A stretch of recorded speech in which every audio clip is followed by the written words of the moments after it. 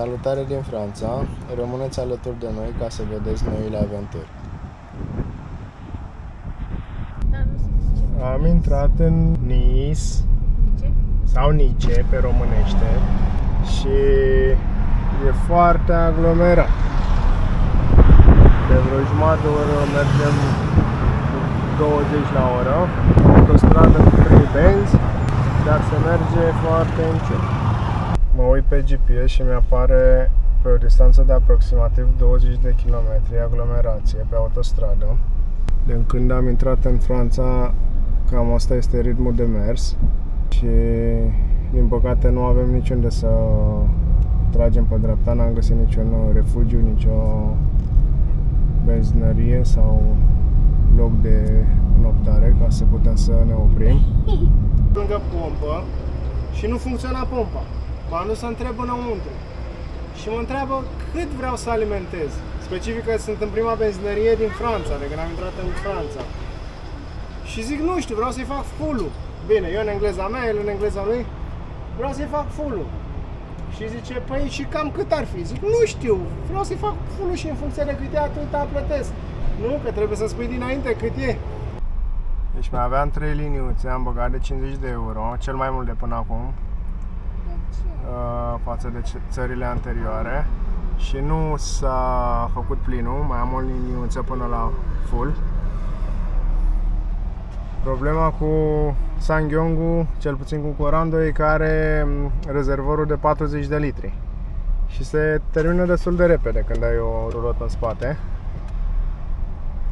Iar în Franța trebuie să țin minte să-mi calculez și să văd cam cât ar intra, cât mai trebuie, cât mai am nevoie ca să pot să fac full-ul și să nu mă opresc la fiecare benzinărie. Primul lucru frumos pe care îl întâlnesc în Franța este această zonă unde poți parca rulota, autorulota, unde poți deversa caseta de apă neagră și unde se află foarte mulți pomi. Este utilă în timpul zilei când avem soare și când este cald afară, vrei să te bagi undeva la umbră. Este frumos amenajat, doar că este puțin dubioasă. Îți place locul ăsta de parcare? Da. Și tu vrei să rămânem aici? Da. Dar tati a zis că nu rămânem aici pentru că... Că e posibil să fie host, da, e puțin dubioasă zona, nu? A citit tati review-urile despre astfel de parcări și multe persoane s-au plâns că au fost sparte rulotele sau s-a încercat intrarea prin efracție, așa că încercăm să plecăm mai departe. Apropo de aventuri, este 1 noaptea, încercăm să găsim un loc de oprit pentru a ne băga la somn. În căutarea unei temperaturi mai blânde și mai ridicate pe lângă mare, dar am găsit un vânt foarte puternic, 75 de km la oră. Se mișcă și rulota când mergem, și mașina și rulota, și acum încercăm să găsim adăpost. Ne-am trezit într-o altă parcare după o noapte lungă și multe ore de condus. Această parcare chiar este splendidă. Tot felul de copaci și măslini. Partea asta găsim și măslinii. Bate vântul foarte tare. Azi noapte, nu știu cum s-a văzut pe cameră, dar bătea și mai tare. Ne mișca rulota. Am avut ceva emoții cu condusul. Că acum ne-am căutat cazare undeva într-un orășel din Franța, aproape de Spania, de granița cu Spania. Și următoarele 3 zile, 2 nopți vom sta acolo. Că tot vorbeam de zone dubioase din Franța, acum am încercat să încui ușa și am văzut că iala a fost forțată, este stricată. Cred că cineva a încercat să intre. Nu ne-a lipsit nimic din rulotă, cred că nu a reușit. Nu știu dacă am făcut asta când eram noi în rulotă și dormeam sau când eram plecați pe undeva să vizităm. Acum am văzut și eu. Da. Urâtă experiență.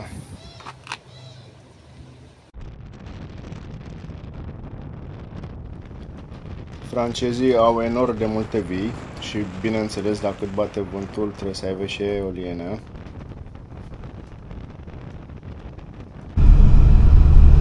Ne îndreptăm spre cazare și cred că avem un incendiu foarte puternic în zona în care suntem noi cazați. Fum negru și un avion care survolează zona. Ia uite.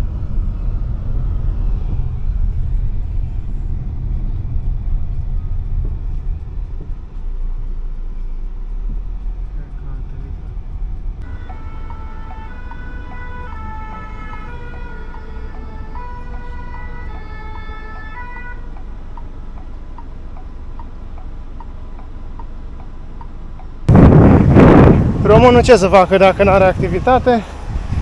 Vine să vadă de unde a pornit incendiu. Curiozitate maximă.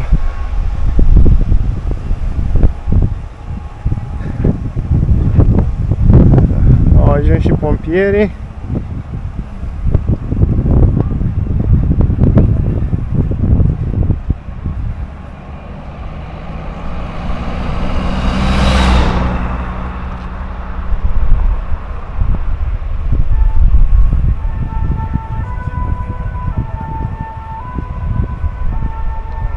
Pare să fie, cred că e vegetație sau...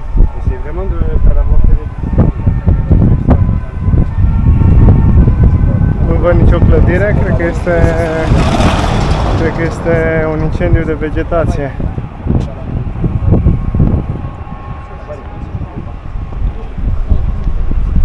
Și cred că în curând va fi și stins. Sperăm. Într-un final am primit și mesajul cu informațiile necesare cazării. N-am mai trebuit să contactăm proprietarul. Am avut o cutiuță aici cu un cod unde am găsit și cheia. Așa arată cazarea. Aici avem sufrageria, dormitorul micuț. Cum mâncăm, tati, în dormitor? Dormitorul unde dormim? Baia. Am făcut eu pipi. Aici duce undeva, dar nu știm. Nu știm unde, ia să vedem. Surpriză? Da. Ne-a făcut la meu o surpriză. Ia să vedem. Ce surpriză ai? Mai e o ușă aici. Ia să vedem. Aici e una.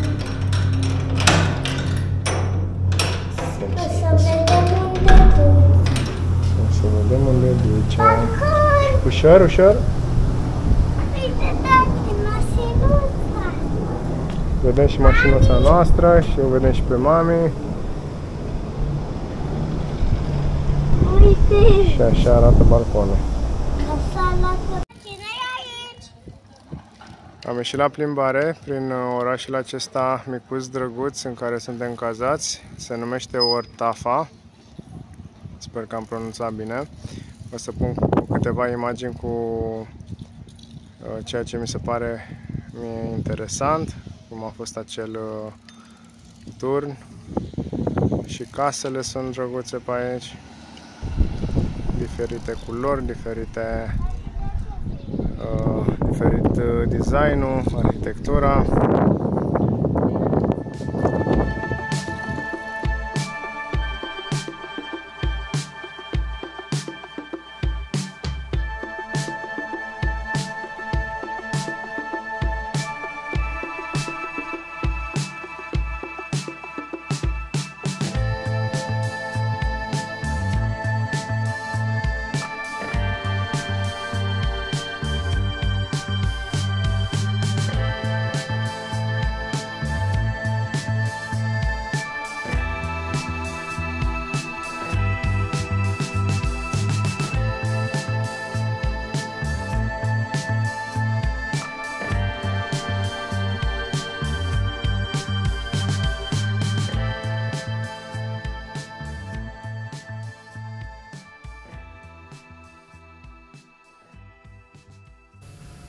După câteva zile de odihnă și relaxare, am fost să răsfoțăm și mașina, am dus-o la spălătorie și la masaj, după care am plecat în continuare spre Spania.